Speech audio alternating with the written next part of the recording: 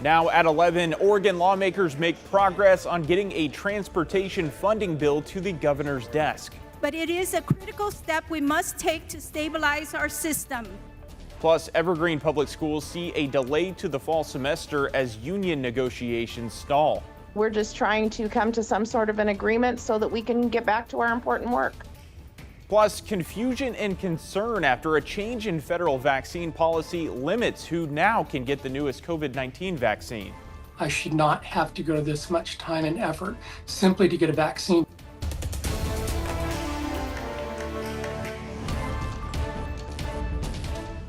Thanks so much for joining us here at 11. I'm John Adams. A bill to fund transportation across the state of Oregon has passed out of a special session committee, setting the stage for a possible vote in the House on Monday morning. Today, lawmakers heard from those for and against the bill that would increase the state's gas tax and vehicle registration fees 2 days after the special session was supposed to begin. A special session of the Oregon legislature finally got underway on Sunday as lawmakers look to fund transportation across the state and prevent mass layoffs at ODOT. The special session was called by Governor Tina Kotek in July after lawmakers failed to pass a transportation funding package in the regular session. But there is still widespread disagreement among lawmakers and Oregonians who testified on Sunday.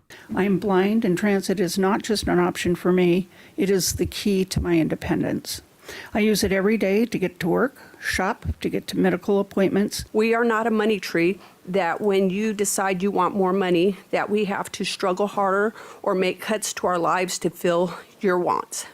The bill put forward by Kotek is about half the size of the one that failed in the regular session. This special session was set to begin on Friday at noon, but was delayed several times, angering those who made the trip to Salem on Friday. Well, we had workers show up this morning at 7 a.m., expecting to see the Senate go into session at 9 a.m. and expecting to see the House go in at 11 a.m. It was 11 a.m., then it was 1 p.m., then it was 3 p.m., then it was 3:30 p.m., and it's just been watching people not show up to do their jobs. ODOT workers who testified on Sunday sounded the alarm on what could happen if the department is forced to drastically cut its workforce. Layoffs will not only harm workers like me, they will weaken the safety net that keeps communities connected during storms, fires, and emergencies.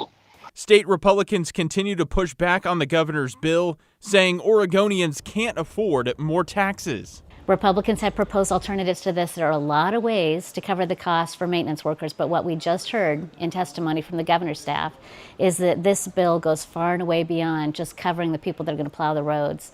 With this bill out of committee, it will hit the House floor for consideration on Monday morning. The start of this school year in the Evergreen School District will be delayed even longer due to the ongoing strike of school employees. In an update today, the district says its bargaining team is ready to negotiate this weekend, but the union, which represents paraeducators, bus drivers, and maintenance workers, amongst others, says it won't come to the bargaining table until Tuesday because the district couldn't guarantee administrators wouldn't receive extra pay this weekend. The union says it's fighting for safety and security for students and staff and a competitive living wage. Evergreen Classified President Mindy Trofer Cooper is optimistic a deal can be reached soon. Really want to be in school. That's why we do this work. But we have families of our own, and we need to be able to support them and take care of them. And we need to have enough people in the buildings that want to work for Evergreen School District to help care for their children. Starting on Tuesday, the district will provide free breakfast and lunch to students that can be picked up at 3 separate schools. You can find more information on where those meals are available on our website, kgw.com. Well, taking a live look out over the Rose City right now, we saw beautiful blue skies this afternoon with warmer temperatures than we saw on Saturday. Corey Johnson is joining us now. Corey, how are we going to be wrapping up the holiday weekend tomorrow? Well, we are going to be having a comfortable start to the work week and the holiday. It's comfortable right now as we get into the later part of our evening, taking a look at temperatures across our area. Not too bad, 77 in the Dalles, mid to high 60s across the valleys. Willamette Valley and near the coast, 61 degrees right now in Astoria. This is our Wells Fargo camera. Beautiful picture for us. Still some people out and about, 65 degrees, partly cloudy this evening.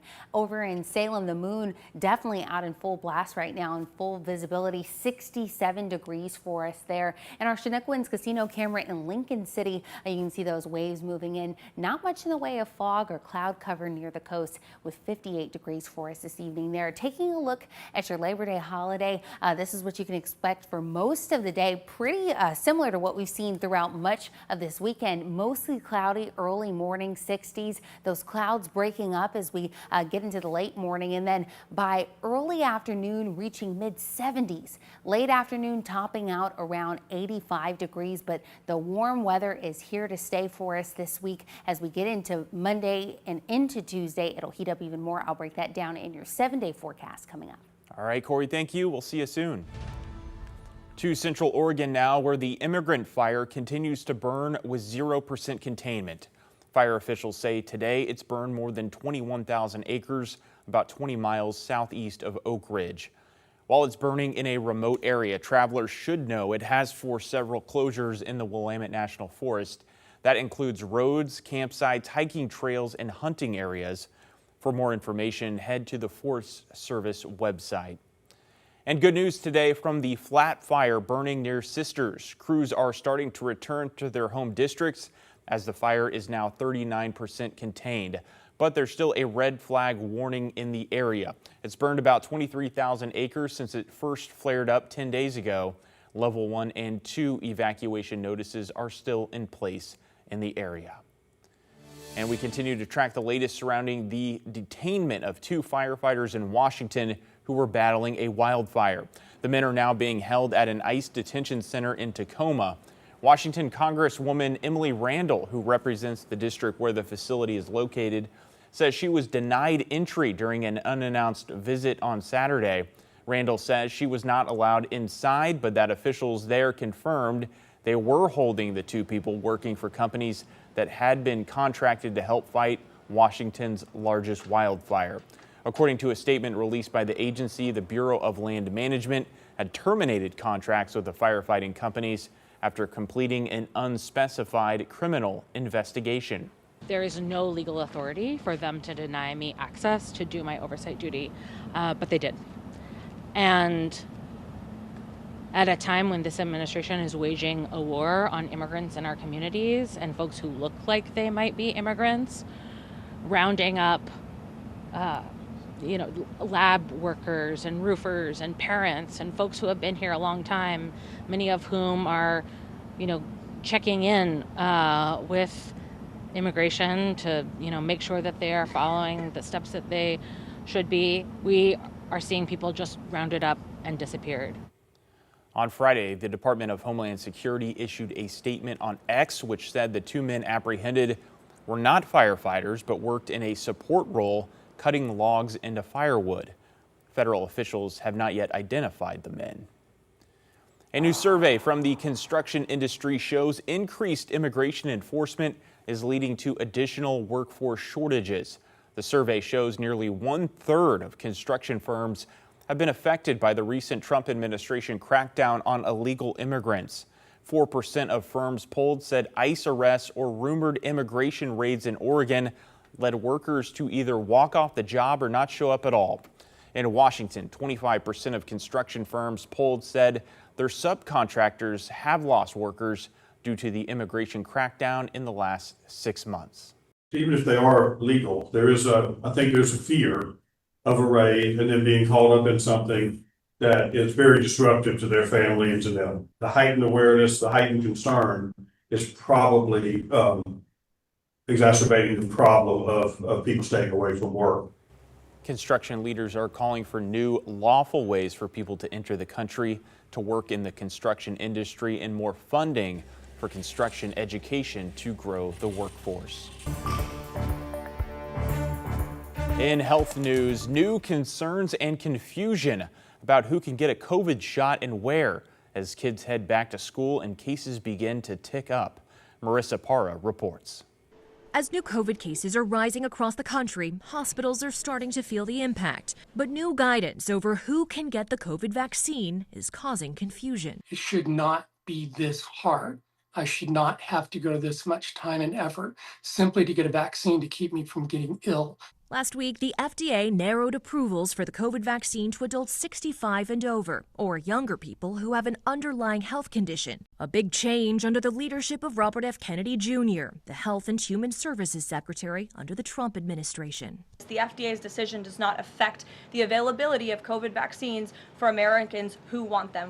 CVS says its locations will require a COVID vaccine prescription in 13 states plus D.C. They won't administer any COVID vaccines for now in 3 states, but will offer them in the rest of the country for those who qualify. Meanwhile, Walgreens, not offering specific details, says it's, quote, prepared to offer the vaccine in states where we are able to do so. The COVID vaccine shakeup amid turmoil at the CDC. The agency's director abruptly fired last Thursday by Kennedy, a vocal vaccine skeptic, with 4 senior officials resigning in protest, citing ideological interference. That's the end of what I can do as a physician who said that first I would do no harm.